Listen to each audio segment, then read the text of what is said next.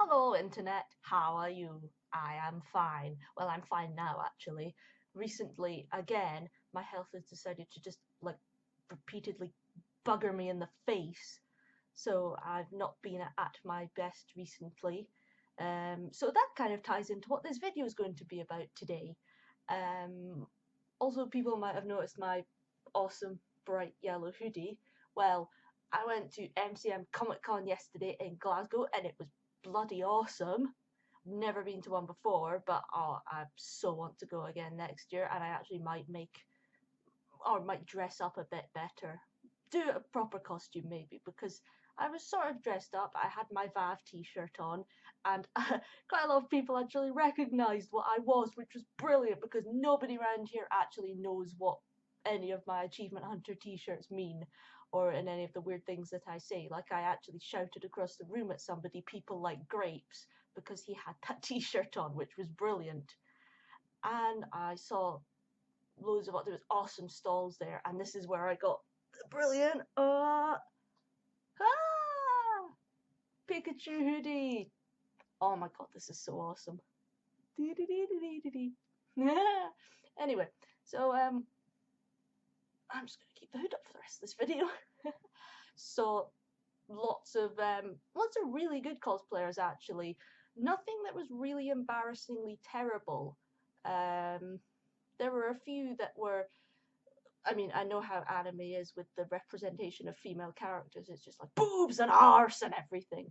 And so there were quite a few girls who, to be fair to them, they were brave enough to wear the skimpy costumes, and some of them looked really good. There's some really well done ones. There were a lot of Adventure Time ones. I saw a man dressed as the Ice King, and it looked like his daughter was Princess Bubblegum, so that was quite cute. And the guy who was the Ice King, he had a little Gunter toy, so he kept going at me. um, what else was there? Oh, there was a guy that was, well, you can't really dress as a sim because a sim is a normal person, but he had like the little diamond thing, like he'd made one and it was on top of his head, so that was really cool. There was a kid who was dressed as Optimus Prime, and that looked really, really cool. It looked more, it didn't look like it was just made of cereal boxes and that. Oh, and I saw a couple of girls who were going as X-Ray and Vav, and I got a picture of myself with the two of them, and it was sort of an X-Ray and Vav sandwich, and it looked quite cool. And yeah, so that was it. I got my hoodie, and I got, where was it? My Adventure Time key ring, and my Pikachu's. So that's always good because I need things. I got this as well. It was kind of a Pokemon day. Pichu hat. Oops. I'm gonna wear that in the winter and be absolutely awesome. So today, what am I talking about today? Well, seeing as my illnesses have been kind of screwing me over recently, I thought I may as well talk about them so people actually know what the hell I'm going on about when I say I have EDS or whatever and all that stuff. So yeah, basically, what is EDS? EDS is Ehlers-Danlos Syndrome, and it is a genetic condition caused by, well, we don't know what it's caused by, but we think it's caused by faulty genes and faulty defective collagen. And people just think collagen is the stuff that like stops you aging and makes you look all young forever. No, it's more than that. Collagen is in pretty much everything in your body. It's in your like muscles and ligaments, and it's in your joints obviously because that's what makes you move, but it's in your all your organs as well, and any kind of connective tissue, so even in your skin as well, like I said, because if you have good collagen, it's meant to stop you getting wrinkles. I don't know if that's going to mean that I'm going to look really, really old when I'm not old, or I'm going to have a weird kind of aging process. Saying that, everyone in my family does not look their age. My grand's like 84, and people are always like, "Nah, you're not." She's like, "Yeah, I am actually." And my mum didn't look her age, so hopefully it's going to be a genetic thing, and hopefully I'll still look like this when I'm about 85. Brilliant. So anyway, Ehlers-Danlos, it's about defective collagen, and probably one of the most major features of Ehlers-Danlos is hypermobility or double jointed. Now, a lot of people are double jointed, and that's what I always thought I was. And fine, you can be double jointed and nothing ever comes of it, and you don't have any problems with it. But with Ehlers-Danlos, it means that you're you're too flexible. And they have what the heck's it called, the Brighton score. It's out of 9. The max you can go is 9, and I'm an 8 out of that. The only thing I can't do, I think it's because I'm too tall, is I can't stand with my legs straight and put my hands flat on the ground. Only short people can do that, I think. But you know, I shouldn't do it. It's not good for me. But some of the party tricks that you can do when you're double jointed, but it's one of the markers for testing for Ehlers-Danlos, is you have your hand and then your thumb goes bink. Whoa, this is weird. It's reversed. So yeah, ow, that actually hurts. And you know, your fingers go really far back, and you can do that. And I don't know if you can see. So that's a normal straight arm. Boink. Ah, boink. So yeah. I'm not going to show you those because I can't be arsed to stand up and wiggle around. So that's one of the things. And because people with Ehlers-Danlos have hypermobile joints, that can cause your joints to slip out a lot or basically dislocate. Now, touch wood, I have never had a complete full dislocation. Saying that now, next week I'm probably going to dislocate my brain or something. But I quite often get subluxations, I never remember how to say it, which is a partial dislocation, which is kind of where you feel that your joint just slips out a bit and you have to kind of wiggle around until it clunks back into place, which can be pretty damn painful. The places that are the worst for that, I mean, are both my hips can be really bad. And that's one of the most painful, when that just clunks back in. Ankles are they're not bad, but they can slip out a bit. My toes are always doing that. It's really annoying. Elbows can be a bit funny. My wrists can feel like they clunk around a bit. One of my shoulders is a bit odd. Do I have any other joints? I don't think so. No, I think that's about it. Those are the ones I notice the most, and those are the ones that give me the most problem. My knees are not too bad. If I twist them the wrong way, they can hurt, but you know, that's probably normal, I hope. So yeah, some people with Ehlers-Danlos, like picking something up, like a cup, could mean they dislocate their wrist. And, you know, some of them can't even walk and they're wheelchair bound because, you know, standing up means both their hips will pop out and their ankles will pop out, and that can be really bad. That's more of the classical type of Ehlers-Danlos. There's about six or seven subtypes of Ehlers-Danlos, and I fall under the category of Ehlers-Danlos Syndrome type 3, which is hypermobility type.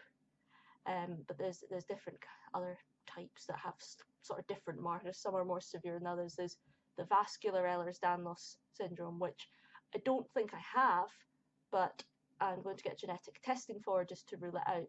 Because, well, it is worth to say that I think the vascular one is the only one you can actually do any kind of genetic test for. The rest are all just you fit the criteria for them.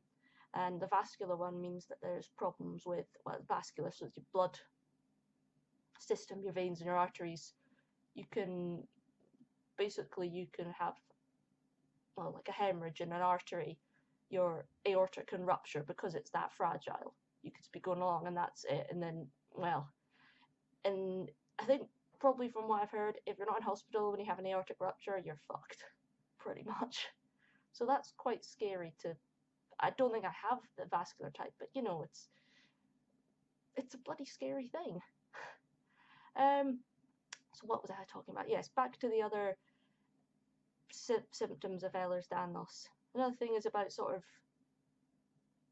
weird skin things, because like I said, it's about faulty collagen. There's collagen in your skin, so quite often people with Ehlers-Danlos have quite smooth skin that's quite fragile, and it can be quite stretchy. I mean, I'm not too bad. I'm a bit sort of weirdly stretchy in my elbows, and you kind of get scars that heal, and they heal quite flat and they stretch. I don't know if you can even see the one on my arm.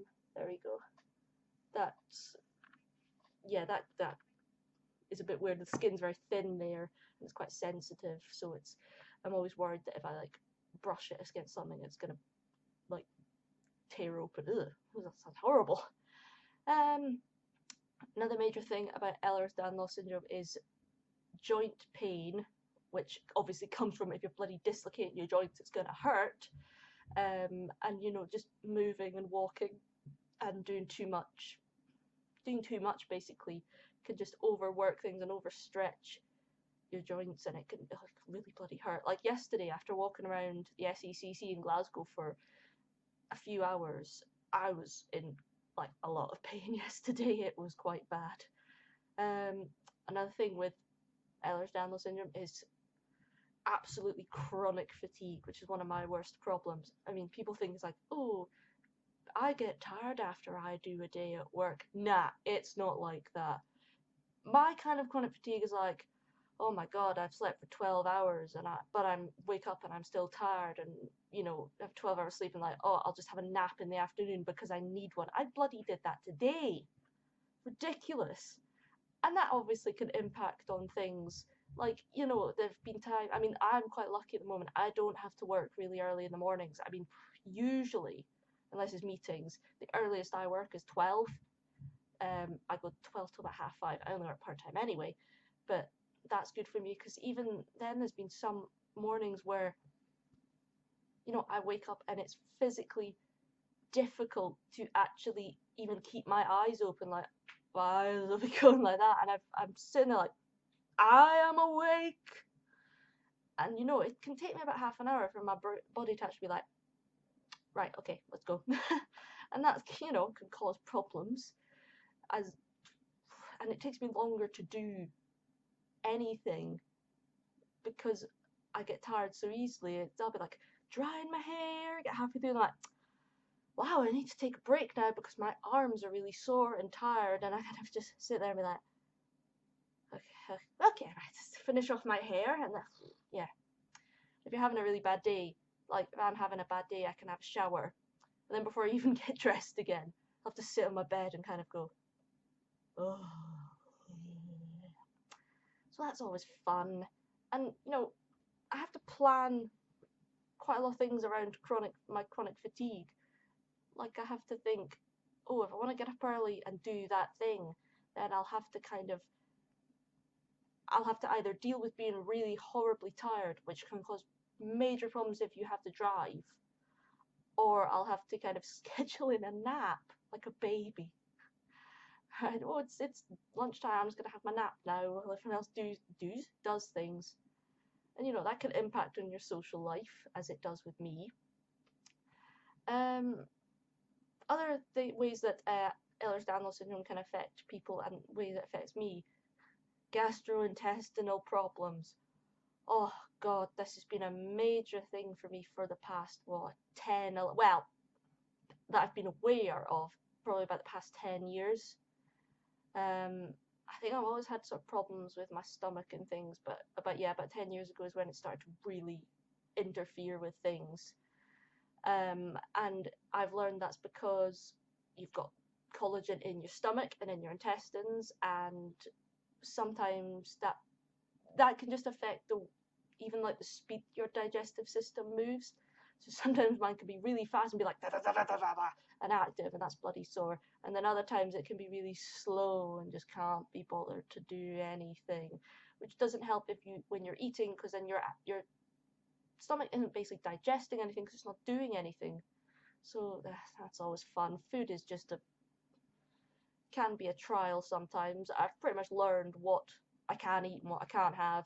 I can't go too long in between eating things. I can't eat big meals. I can't eat a lot at one time, so I have to kind of go little things throughout the day, but I can't have a big gap because that can mess everything up and all sorts of problems. So it was really good actually when I found out about Ehlers-Danlos, and I kind of went, oh my gosh, this just describes all my stomach issues perfectly, because before I was always going into the hospital and the doctors were like, I don't know what's wrong with you, have some pills, it's gone away now, well, and now I kind of know what's going on. That was good when I found out about Ehlers-Danlos, because I was originally diagnosed with chronic fatigue syndrome. It was chronic fatigue syndrome and joint hypermobility. And then I went and looked, did my internet research, which doctors don't really like doing because people are like, oh my god, my head hurts, therefore I have cancer. No, I'm not like that. I'm not that stupid. But I looked up, and every time I was typing in my symptoms, it was like Ehlers-Danlos, Ehlers-Danlos. So I looked up at it, and I just was reading through all the things like, that's me, yes. And there were even things where I'm like, doesn't everyone else have that? Is actually a symptom? I thought everyone else did that. That's why it's been quite hard for me to actually accept having this condition, which is termed as a disability, because so many times I've been like, but is this not normal? Doesn't everyone else do this? Apparently not. Ehlers-Danlos can also affect your autonomic nervous system. I remembered this from uni, talking about it, which is located in your brainstem, so it's the part of the brain where the serious business is. So that's why it's worrying that there's a dysfunction there. Your autonomic nervous system, got it right, controls stuff like your heart rate, your breathing, your blood pressure, like sort of sleep patterns and fatigue. What else? I know there's something else. Oh, some other things, but it's the automatic function. Oh, digestion, that's the one. It's your automatic functions in your body, the stuff that you don't have to think about. So, oh, body temperature is one as well. I've just remembered that. And so that could possibly be explaining why I have a really fast heart rate. That's another thing that so many doctors, like every time I've been in the hospital, they've been like, yes, your pulse is quite fast. I'll just note that down. And no one ever does anything. And then when I went to the doctor this year, she's like, your pulse is quite fast. It shouldn't be that fast. I'm going to go and look into that, seeing as it's probably about twice as fast as a normal person. A normal person should be sort of like 1 beat a second, so 60 a minute. And sometimes I'm about 120, and that's resting. And yeah, that's a bit worrying. So, and sort of with your autonomic nervous system, you can sometimes stand up and your blood pressure will go down, and that makes you all dizzy and weird, which has happened to me before. And that's called postural orthostatic hypertension syndrome, or POTS. Possibly that's something I have as well. That's also being looked into. Still, a lot is quite under investigation, but I'm so happy now that I actually know what the heck is going on with me, and I know where my limits are. I know what I should be doing, and I know what could happen if I do overexert myself. I know what I'll be like a few hours later, or the next day, or whatever. I kind of know how to deal with it now. Holy crap, I just realised how long this video is. I'd probably better wrap that up for now, because people are going to be bored out of their trees by now about me talking about my illnesses. But not many people know what Ehlers-Danlos syndrome is. Some people don't remember the name. My friend calls it Ellen DeGeneres syndrome, so that's a great name for it. She's like, yes, how's your Ellen DeGeneres syndrome? Oh, it's good, thanks, Hannah. So I thought it'd just be good for people to get a better idea of what it is and be more aware of it. And for the people that know me, cut me some slack when I'm feeling a bit shit. That's the only thing. And no, it cannot be fixed by losing weight, sleeping more, or as my gran thinks, getting up earlier in the morning, and more exercise. These things will not cure you. These things will not, well, I won't say they won't cure anyone, but these things will not cure it. Nothing can cure it. I'm on 7 pills a day, and I'm not going to be cured. I just have to manage it. But I think I'm doing alright so far. Okay, Pikachu out. Meh.